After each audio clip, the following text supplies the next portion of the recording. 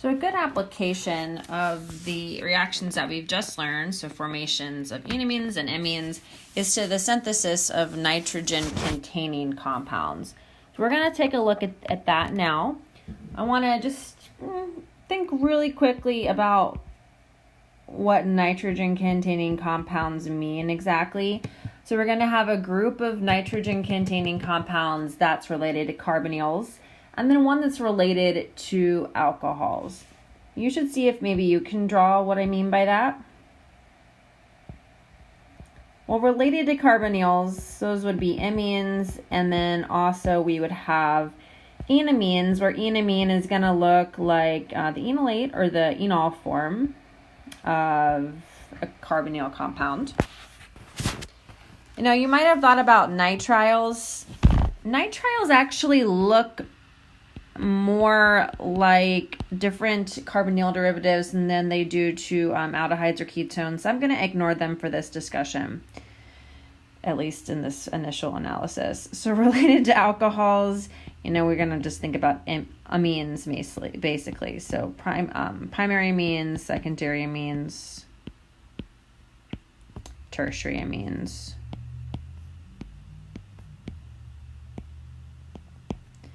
All right. So let's practice. Now here's an example of a primary amine, and this primary amine can be made by the reduction of a nitrile. You already know this reaction, and we're going to take a minute and think about what it is. So this is an example of a nitrile. Nitriles have carbon and nitrogen. So what you want to do is think about which atoms came from the nitrile. Well, it's those two. So thinking backwards, go ahead and draw the nitrile. So this is the nitrile that this primary amine came from.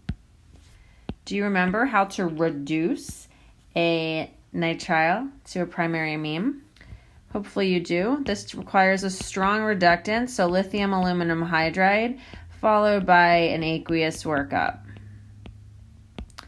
The lithium aluminum hydride is going to add these two implied hydrogens to what was the nitrile carbon, which you know is electrophilic.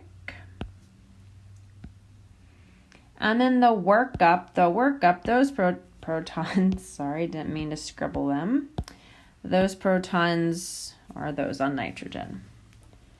All right, well now it becomes, how do we make this nitrile? You guys all know that nitriles are excellent nucleophiles in an SN2 reaction.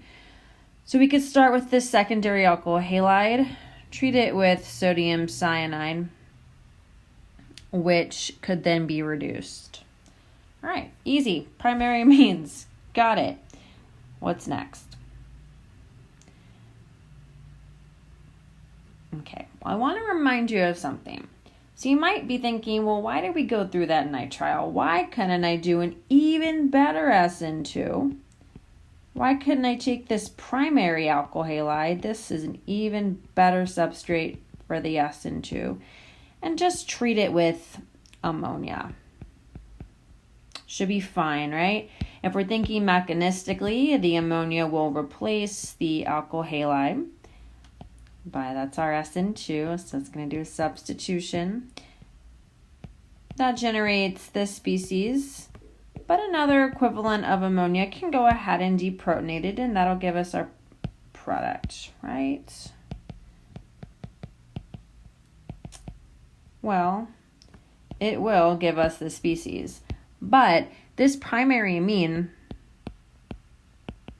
is even more nucleophilic than ammonia. So what is it going to do? If you recall, it's going to just keep reacting with the alkyl halide until eventually what you get is the quaternary ammonium salt. So let's draw this out for fun.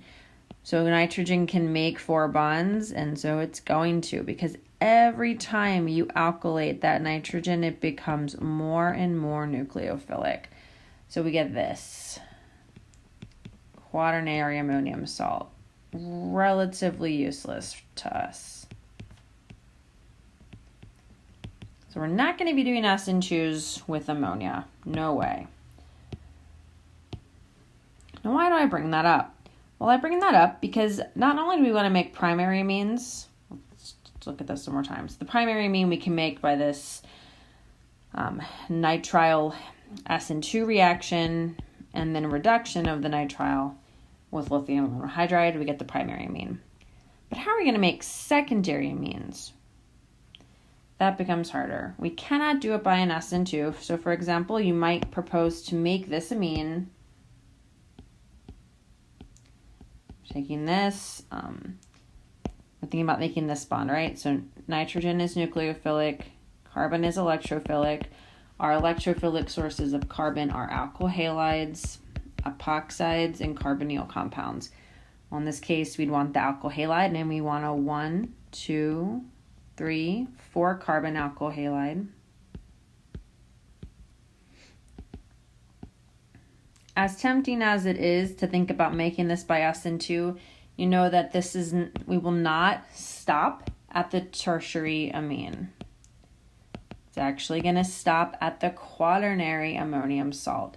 So it's going to go all the way to an intermediate that looks like this.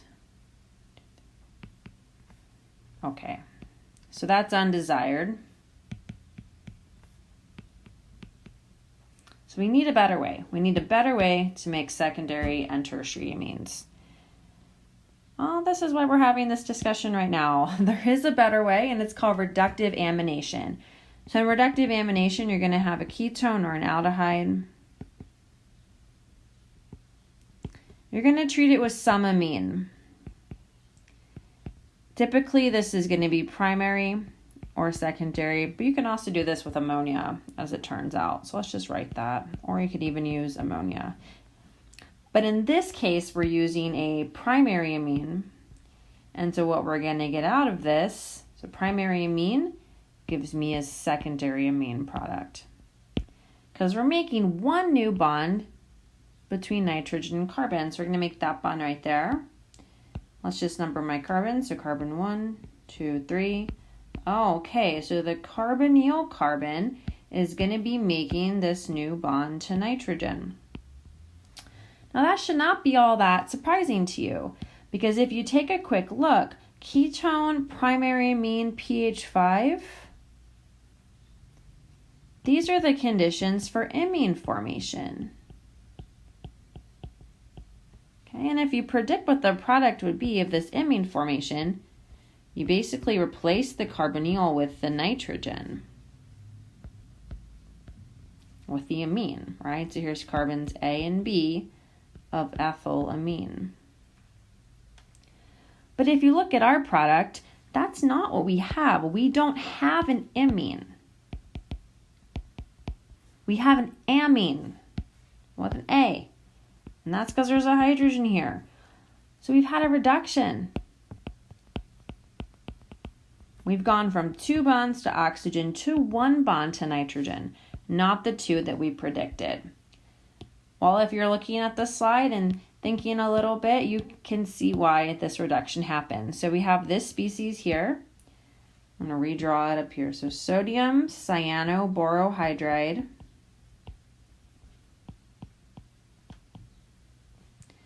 and as you might expect, cyanoborohydride is a reducing agent. It looks a lot like sodium borohydride, except that one of the hydrides is replaced with this cyanide group. And so it's actually less reactive than sodium borohydride.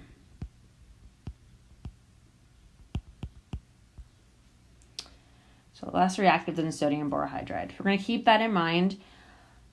For fun, we're going to go ahead and draw out the mechanism here. So I said that imine formation is what happens first. You know that the first step in imine formation is that the amine is going to attack the ketone. So I know we're under mildly acidic conditions, but the amine is nucleophilic enough to where it just attacks the ketone. From here we have a proton transfer step. So we can show another molecule of neutral amine acting as a base and deprotonating the protonated amine.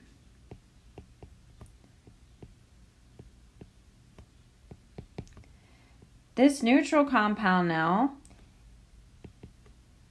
undergoes protonation on oxygen, and you can just use the protonated amine that you just formed. It's our acid source. From there we have this intermediate. We're getting close, right? So to form the imine, look back up here, we actually need this hydroxyl to leave, and it's going to leave as water. So that's why we need those mildly acidic conditions, that pH 5 conditions. We're going to go ahead and protonate one more time.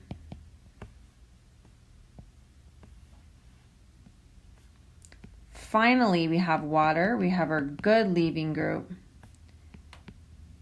The nitrogen in this intermediate is going to donate its lone pair push, form a strong CN double bond, and expel that good leaving group. Finally, we are at our key intermediate. So we are at the iminium ion. So this is an iminium. And then typically in imine formation, this proton is just removed and you form the imine.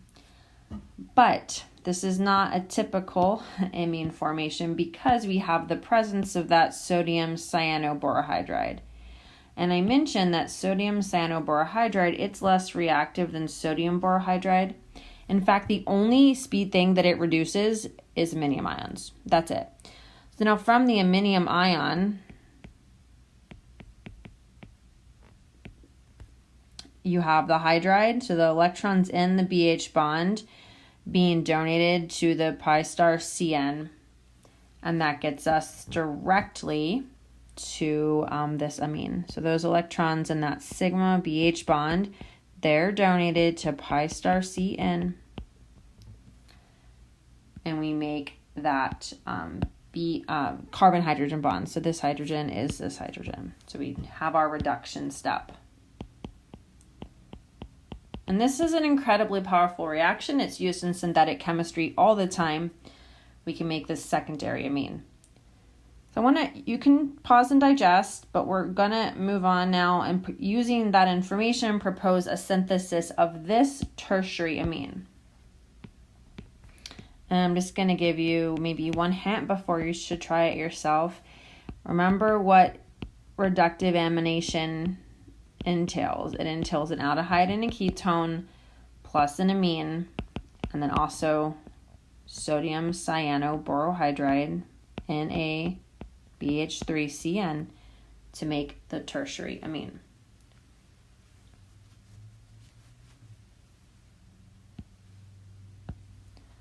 The bond that makes the most sense to disconnect here is this bond. Otherwise, if we try any of the other ones, you're gonna see that it's gonna be an intramolecular reaction, and it's not gonna make a ton of sense. But it's always okay to try something. It's okay to be wrong, as long as you realize that you haven't made the best choice. All right, so here's our aldehyde. We have a 1, 2, 3, 4 carbon aldehyde, and then the amine. So this, just put a hydrogen on the amine.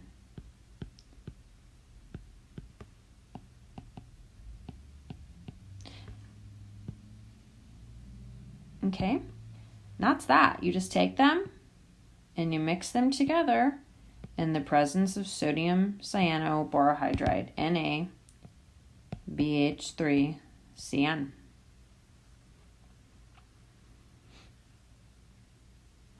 We're going to do some review because we've been thinking about synthesis. You guys already know how to synthesize amines via conjugate addition. And in fact, you know 2 ways to synthesize amines that involves conjugate addition. So think about what those methods are. All right, hopefully you came up with an answer like this. So here I have my alpha beta unsaturated ketone. You've learned that, well, let's do the nitrogen-based nucleophile first. You could add an amine, or we're just gonna add the neutral amine. So you can add the neutral amine. In your book, they might use the amide, but Neutral amine is fine. And you can make this bond here between the beta carbon of the alpha beta unsaturated ketone and the nitrogen of the amine. Now, you could also take this same alpha beta unsaturated ketone, and instead of using a nitrogen-based nucleophile, so if we're not drawing mechanisms right now, but if we were, this would be the first step of ammonia adding to that alpha beta unsaturated ketone. Instead of having this be a nitrogen-based nucleophile, you could use cyanide. So what you would need to deliver is sodium cyanide. So let's go ahead and do that, or potassium cyanide. And actually carbon is going to add this time, right? So what you end up getting, we're not drawing out the full mechanism because we're just thinking synthetically. What you end up getting here is the nitrile. Okay, we need some proton source. So we get the nitrile. And then the nitrile, you can do all kinds of fun things, but remember we just thought about reducing the nitrile.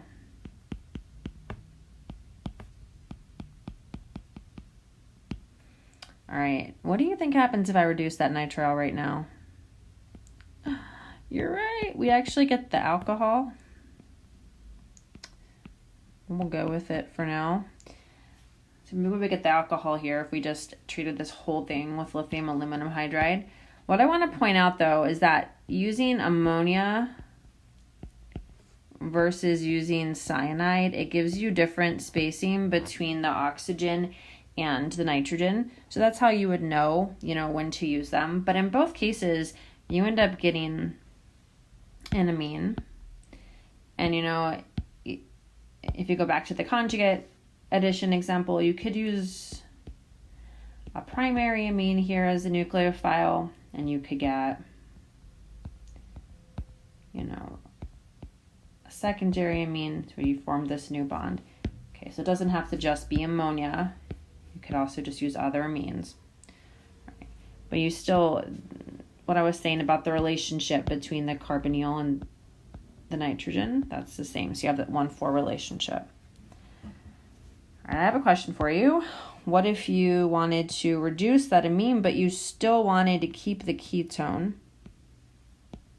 in the molecule, right? What if you wanted to make this? How would you do that?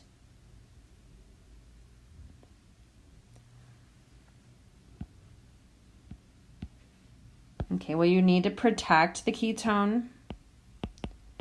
You want to protect it as the acetal. Yay, acetals. So first, make some acetal. So we could use methanol and some proton source. Let's just be specific. So let's use trifolic acid. Then you could add lithium aluminum hydride. Then you can do your aqueous workup. And then you could deprotect your hydrol. And quite frankly, the hydrolysis can happen in the same step as the aqueous workup, right? Because that's that we just learned. Acetals can be removed via hydrolysis. So this can do hydrolysis and deprotection. All right, cool. So you know lots of ways to make amines already. So here's an example of an amine that would be really challenging for you to make by a cyanide SN2. So why don't you go ahead and write out how you would make this amine by a cyanide SN2. All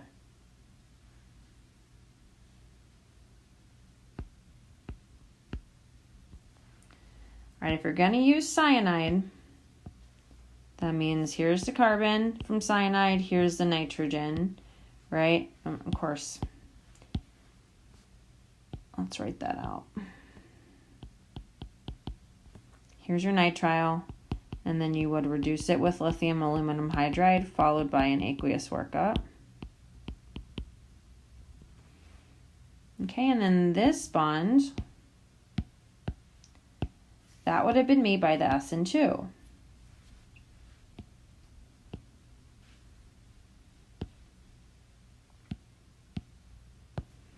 And the SN2 would look like this. You have your alkyl halide, you'd have sodium cyanide, you have your SN2. Hopefully everybody is screaming at their computer that you cannot do an SN2 on a tertiary alkyl halide. This is not going to go. So how in the world could we make this lovely amine? Well, I would not expect you to predict this, okay? But I want to show you what you could do, because you can certainly understand why this would work. All right, so this last step, this is what we're going to need. We're going to need to reduce the same nitrile, but then you can make this nitrile intermediate from alkylation of a nitrile enolate. All right, what in the world is a nitrile enolate? Well, imagine we have some nitrile, and you treat it with a base, a strong base like LDA. Well, nitriles have alpha carbons. They behave similarly to aldehydes and ketones. So you can actually deprotonate that alpha carbon with LDA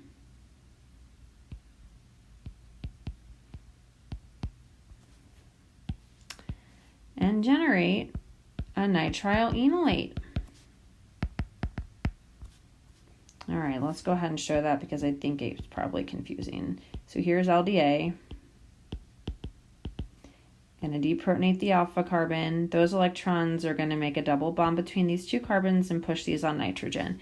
That makes the most stable resonance structure. If you hadn't done the pushing on to nitrogen, you would end up with this species, and this is a minor resonance form.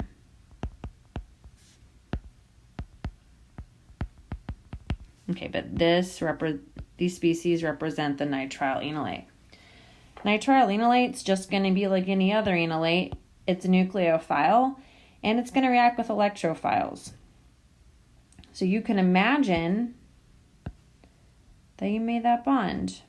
Okay, that's a bond to a methyl group, so you would make that bond with methyl bromide.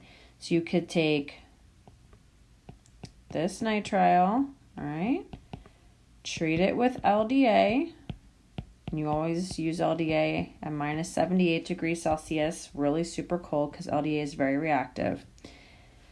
The LDA is going to deprotonate here, make the enolate just like we did up top, except instead of H2, there's going to be these two methyls. I'll draw that for you in a second.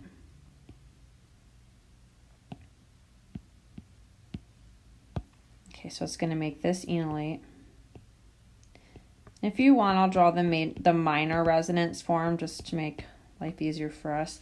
And then we're going to go ahead and treat it with methyl bromide, and then it's going to do an SN2.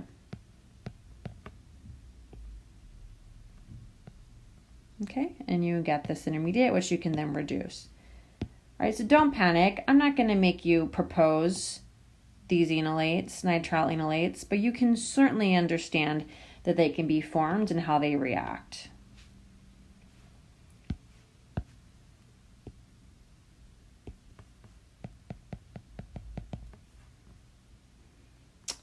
Okay, so you should summarize what you've learned here about how to generate amines using the carbonyl chemistry that we've learned so far.